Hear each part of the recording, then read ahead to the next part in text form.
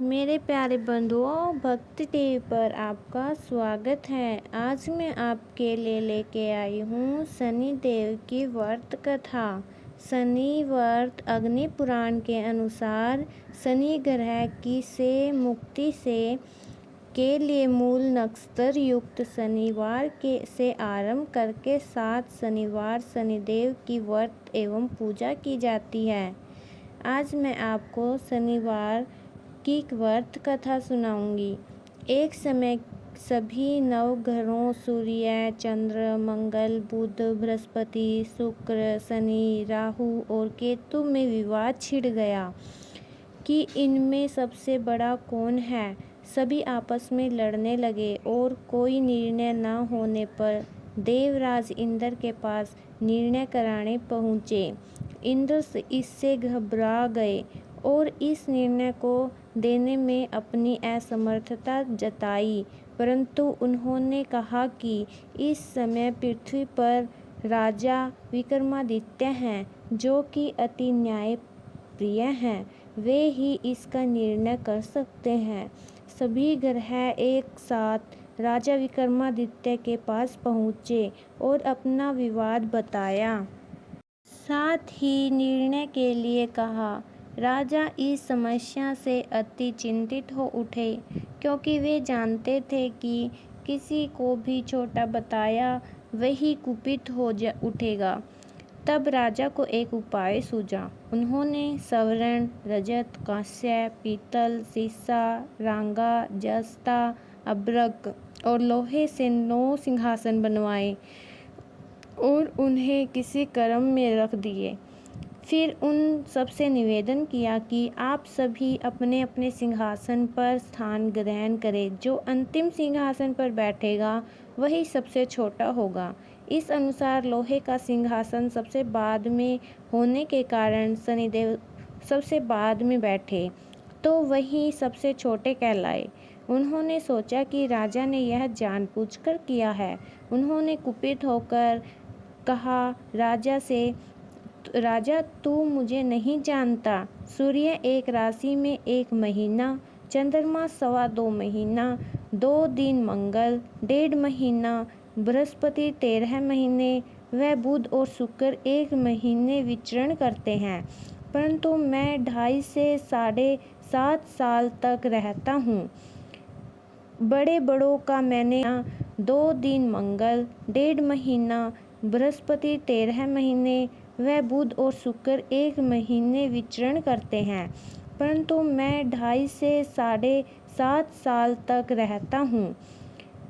बड़े बड़ों का मैंने विनाश किया है। श्री राम जी 7.5 आने पर उन्हें विनाश हो गया। रावण की आने पर उनकी लंका को बंदरों की सेना से परास्त होना पड़ा। अब तुम सावधान रहना। ऐसा कहकर कुपित होते हुए शनिदेव वहाँ से चले गए। अब अन्य देवता खुशी खुशी चले गए। कुछ समय बाद राजा की 7.5 आए। तब शनिदेव घोड़े के सौदागर बनकर वहाँ आए।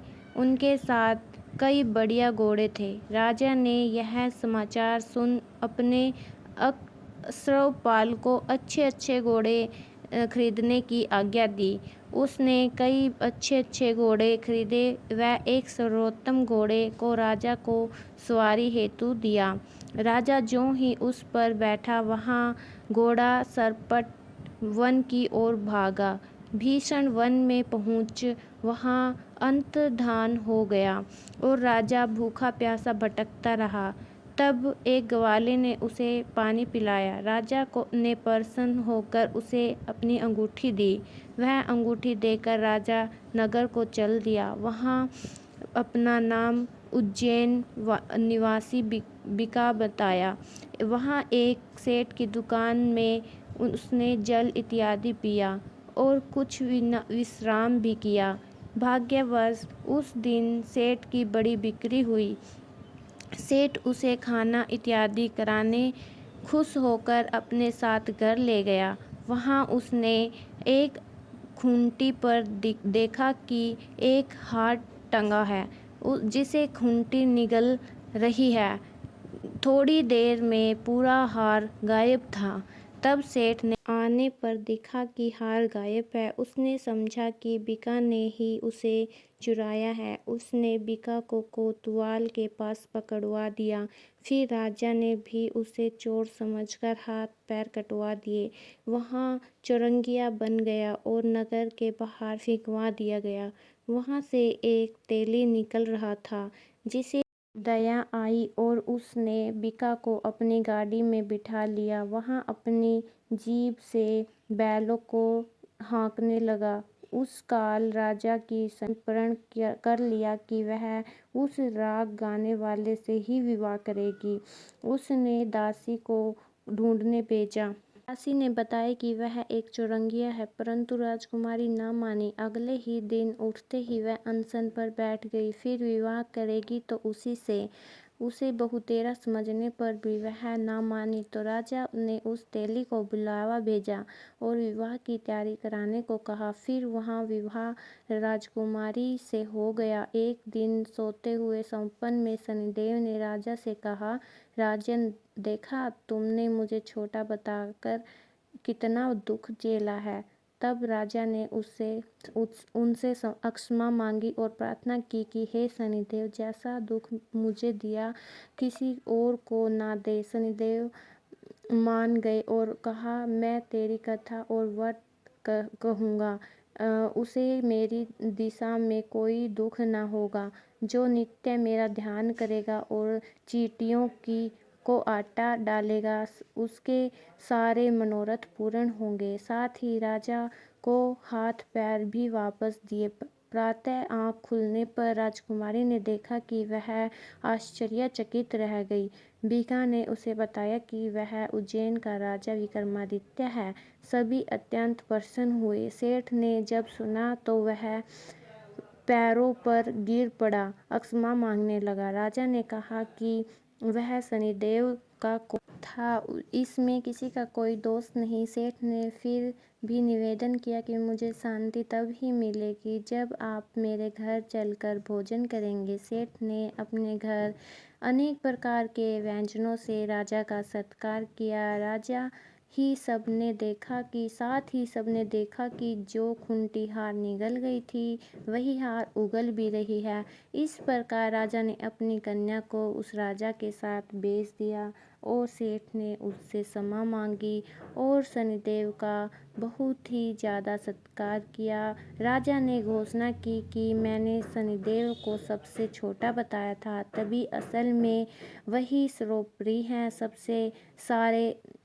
तब से सारे राज्य में शनिदेव की पूजा और कथा नियमित होने लगी। सारी प्रजा ने बहुत समय खुशी और आनंद के साथ बिताया। जो कोई शनिदेव की इस कथा को सुनता या पढ़ता है, उसके सारे दुख दूर हो जाते हैं। व्रत के दिन इस कथा को अवश्य पढ़ना चाहिए। और एक समय की बात है, भगवान सूर्य के पुत्र शनि बचपन में बहुत दुखी थे और तेजस्वी भी। इनकी सुंदरता को देखते हुए गंधर्व ने अपनी पुत्री कंकाली के साथ शनिदेव का विवाह करा दिया। लेकिन अत्यंत सुंदर होने के कारण इंद्र की सभा में अप्सरा अक्सर उन्हें देखने जाया करती थी। इन अप्सराओं को देखकर कई बार शनिदेव उन पर मोहित हो गया। यह बात गंधर्व पुत्री कंकाली को अच्छी नहीं लगती थी। तब गंधर्व पुत्री कंकाली ने अपने पति शनिदेव को यह श्राप दे दिया कि आज की पश्चाताप सुंदरता को खोकर बदसूरत हो जाएं और आपकी दृष्टि हमेशा नीचे की ओर रहे। अगर आप सीधी दृष्टि से किसी की तरफ देखते हैं तो उस पर 7.5 का प्रभाव पड़ जाएगा। तब शनिदेव भगवान शिव की ओर घोर तपस्या के पश्चात भगवान शिव प्रसन्न हुए और बोले, हे सूर्यपुत्र शनिदेव, वर मांगो। तब शनिदेव बोले, यह सदाशिव शंभु, हम पर कृपा करके हमें दृष्टि पर सीधे देखने के लिए वर दीजिए। भगवान शिव बोले, जो व्यक्ति शनिवार के दिन पीपल के नीचे तेल चढ़ाएगा, उस पर तुम्हें पड़ने वाले की दृष्टि शुभ दृष्टि में बदल जाएगी। इसीलिए शनिवार के दिन पीपल के नीचे शनिदेव की पूजा होती है। इस प्रकार भक्तों अपनी शनिदेव की कथा समाप्त होती है। और मेरा वीडियो पसंद आता है तो इसको लाइक कर देना और चैनल को सब्सक्राइब कर लेना। आपका धन्यवाद दोस्तों।